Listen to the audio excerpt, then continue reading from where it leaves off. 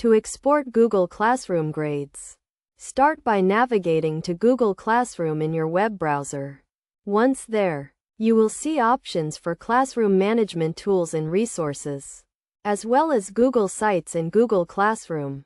Select the Google Classroom option, which will direct you to the Google Classroom page. This page includes tabs for Home, Calendar, Teaching, Review, Class, Archive Classes, and Settings. To export grades, go to the specific class for which you want to export grades. Click on the class, then select the Grades option at the top of the page. If you have students and have assigned grades, you will see an option for SIS export.